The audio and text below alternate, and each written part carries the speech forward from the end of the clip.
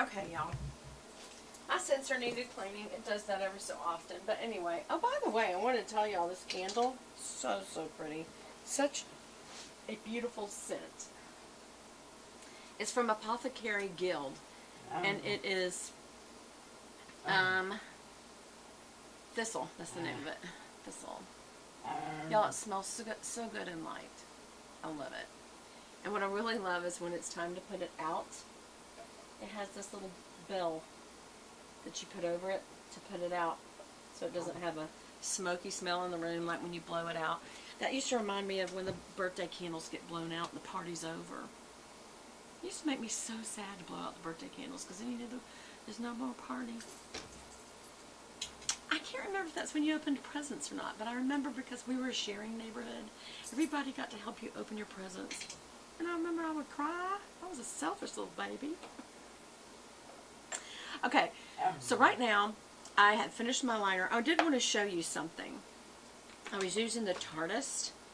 And if you're trying to get like a specific area, because this isn't a, it's not a brush like the DNC and the M Cosmetics. Those are actual thin brushes. This is a felt tip pen. Or not a felt tip pen, but it's a spongy thing. It's not a brush. And, but what you can do is use the tip end, and you can actually use the point of it to come down, almost like you're drawing, to fix those ends. So you still can use it, just don't press down hard. If I want to press down hard like there I did to fill in the space. But like, see that where I need to correct that's not very smooth looking? I can use just the tip end to fill that in. See? Yeah. Just a little tip end, just like you're coloring. Okay? So, I have to show y'all something about Ulta. I really have to show you this. Very disturbing. So, I told y'all that I got 2 Tartist pens.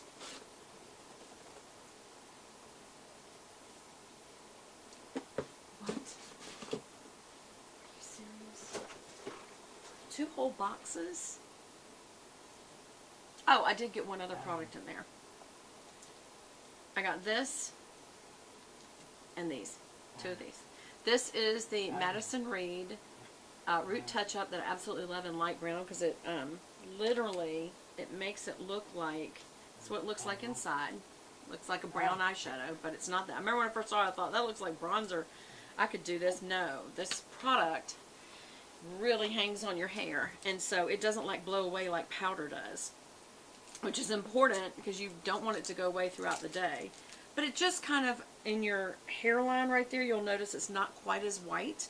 And that's because I've used this product. And what you do is you take this and you load it up just like you would, you know, doing your, and don't tap it off. This is very expensive stuff. And you just literally look down and into the mirror and kind of do that line. And it just kind of makes it not so white. Just a little bit. I mean, it's not going to fix, it's not going to make you look like you don't have any thinning, but it just makes it not look so right in the part, so bright. Just helps. And you can do it on either side. And also what you're doing is you're coloring the base that's growing out. I'm using this light brown because it's almost like an ash blonde. So it just kind of makes it look not so grown out.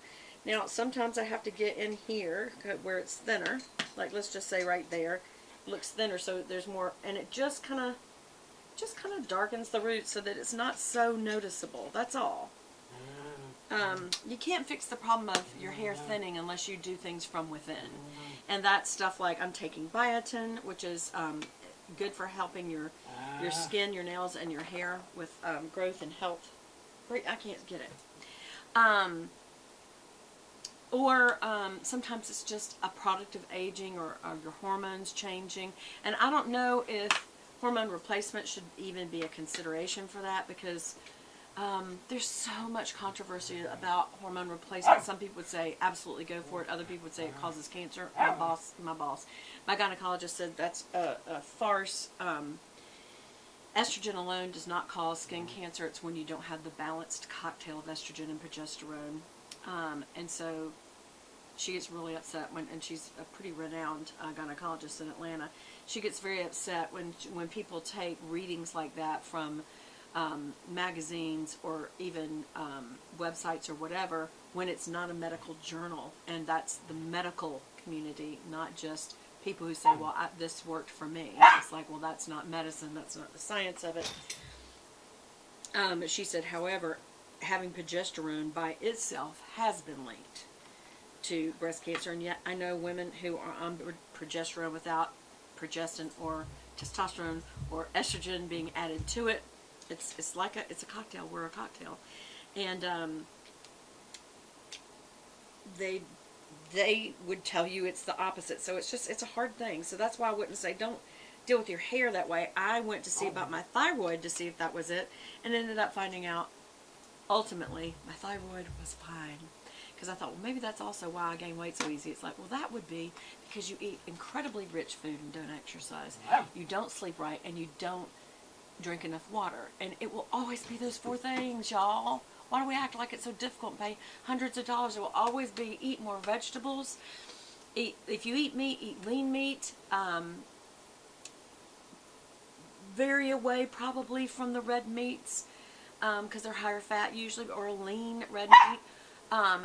Yes, you should have fruit, but just remember it is sugar, whether it's natural or not, doesn't matter, it's still sugar. If you're not going to burn off that sugar, it's going to get stored as fat. Vegetables even have calories, so you just have to make sure that you don't eat as much. Don't eat more than you need. And so one of the best things you can do is eat healthier all the way around, so you don't tend to gorge yourself with food. Matter of fact, how do we feel after we gorge ourselves with food? It's really awful, like you lay around. Versus when you eat healthy, you tend to want to go outside and take a walk. You know, have you noticed that? If you exercise, I remember at work when I would exercise, I'm going to put my mascara on while we're talking. I'm using Thrive Cosmetics. I remember I would want to, right after I would work out at the gym, I would come back in to the lunchroom, and instead of having a pressure cooked piece of chicken, I wanted the grilled piece of chicken over a bed of spinach leaves. And that's because I just got my heart pumping, I got my blood pumping, it felt good, the lungs felt good, and it made me feel healthier. And so all of a sudden I thought I wanted to eat differently than loading up on a bunch of heavy cheese and breads and fried food and desserts and stuff. It really and truly was unappealing to me when I was working out. So that's another good reason why we should work out, is that it tends to make you, some people say, well, I just,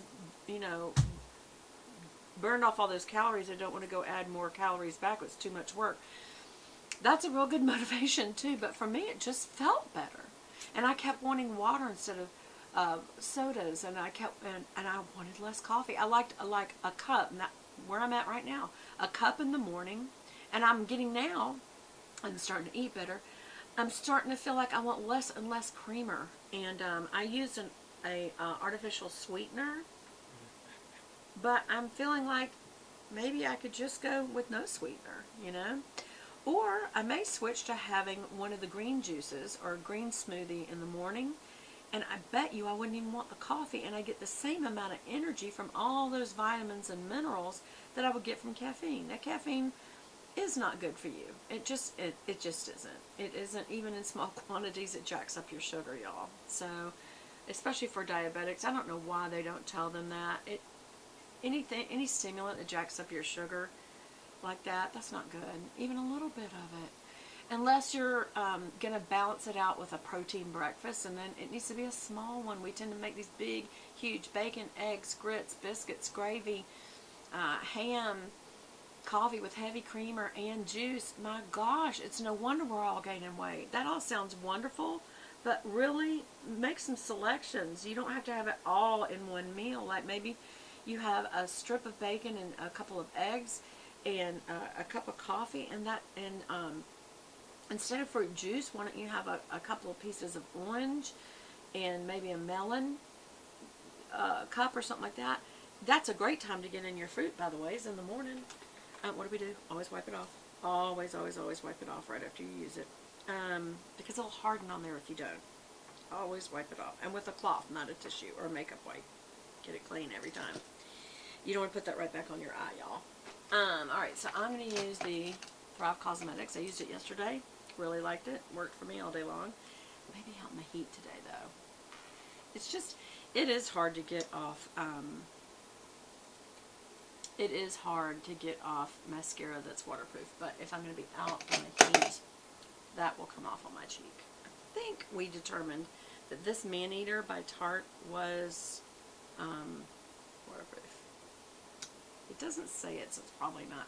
If it's waterproof, it generally is proud of itself, and it will tell you it's waterproof. I can tell you by the performance if it is. This is a comb brush, much like the Tarte one. So it combs through the product really well.